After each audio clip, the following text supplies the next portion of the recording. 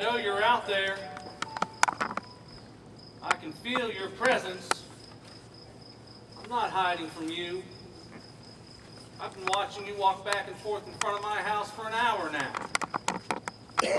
I knew you'd come for me. You Bertram Manning? Yes, I am. Come out into the light. I am not armed. You know who I am?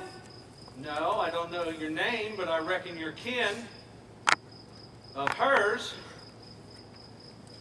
Estelle. What? Her name was Estelle. My wife!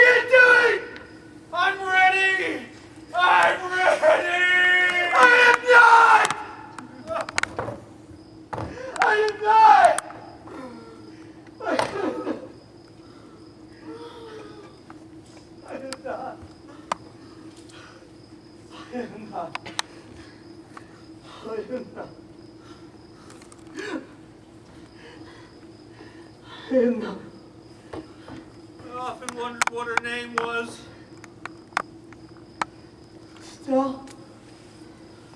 Estelle Meadows.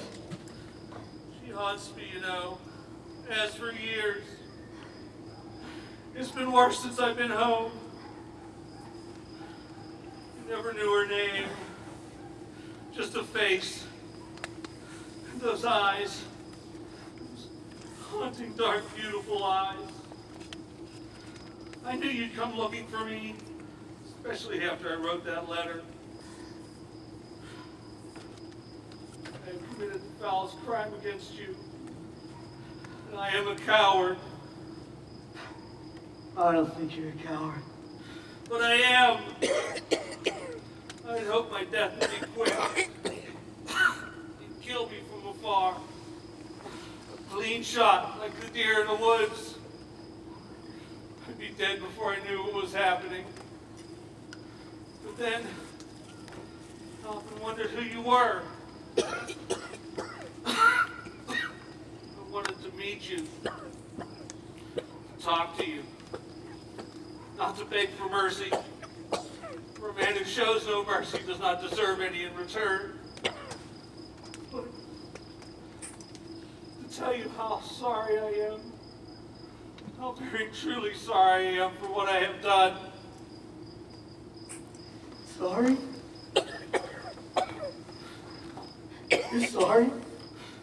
Small words, such small words. Not enough words to describe how I feel or to the depth of which I feel them.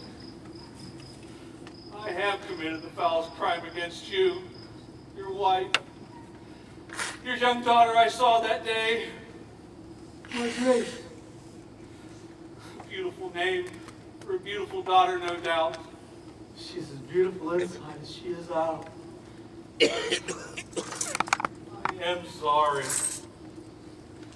Sorry. I am a coward. I don't believe you'd be a coward. No. I believe you to be a brave man. For a brave man sits down and writes a letter confessing his sin to the one he's harmed, weeps for the guilt that he's created.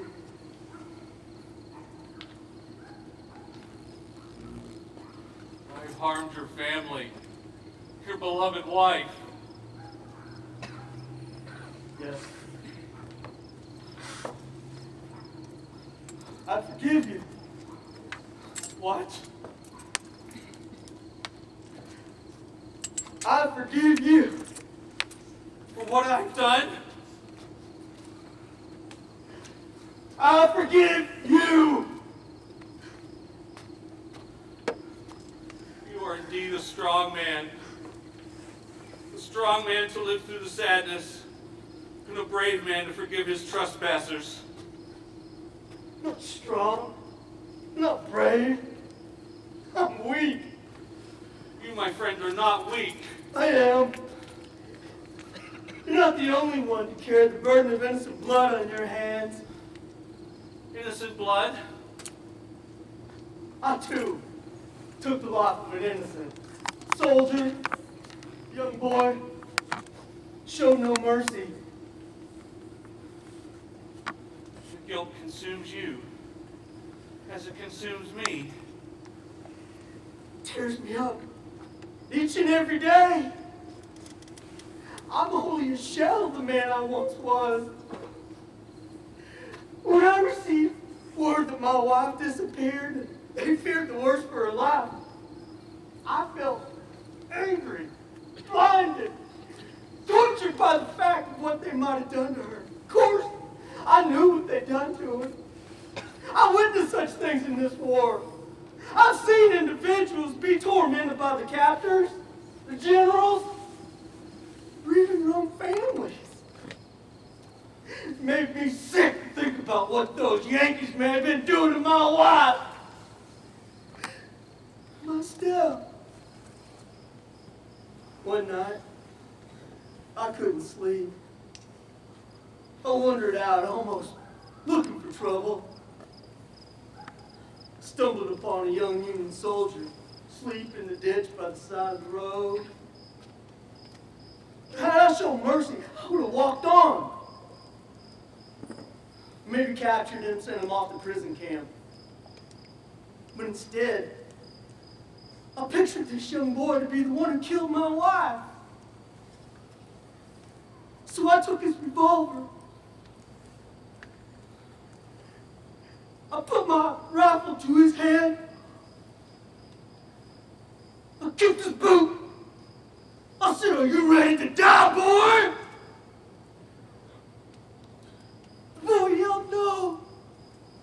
And I said yes. And I pulled the trigger.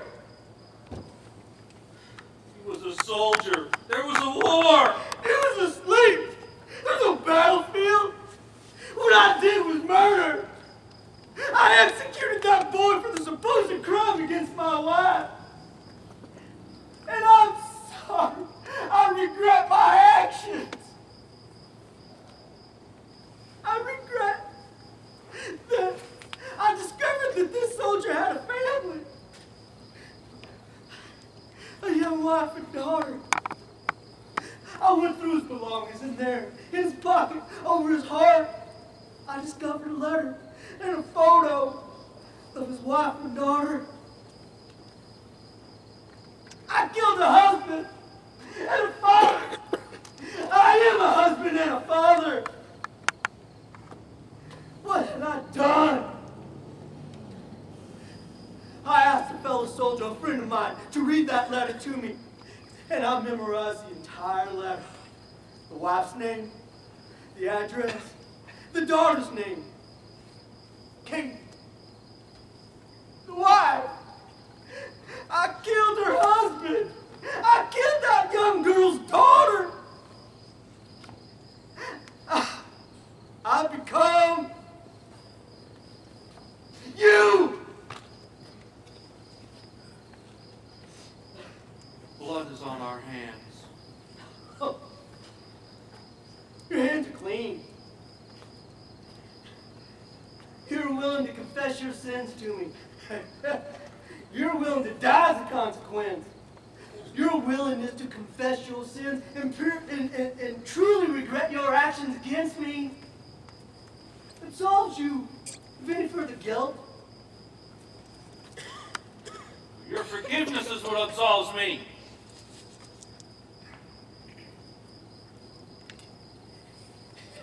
It's my turn.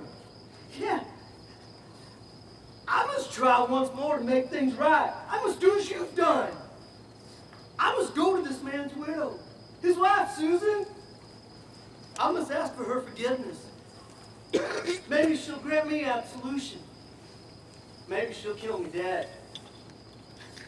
But I must settle my sin with this woman. Maybe I can help her and her husband, her and her child. I must do this to feel whole once again. And then, and only then, can I return to my own family. If God allows.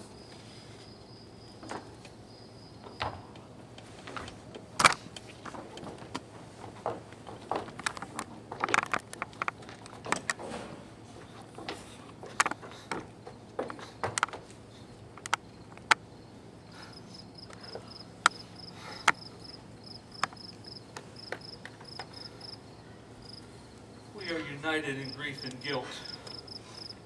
We are human, capable of hurting one another, capable of making amends. Capable of granting forgiveness. Will you do this? Will you help me make amends with this family? Help you? How? Rob my family. Tell them I must go to Dayton, Ohio, find this widow. Of course. You are a brave man to seek the ones you have wronged. I'm no braver than you. It's a strong man who can say, I forgive you. I'd rather face 1,000 cannons and look this woman in the eye and confess my sins with her. But I must to live. For 2 months, we waited to get more news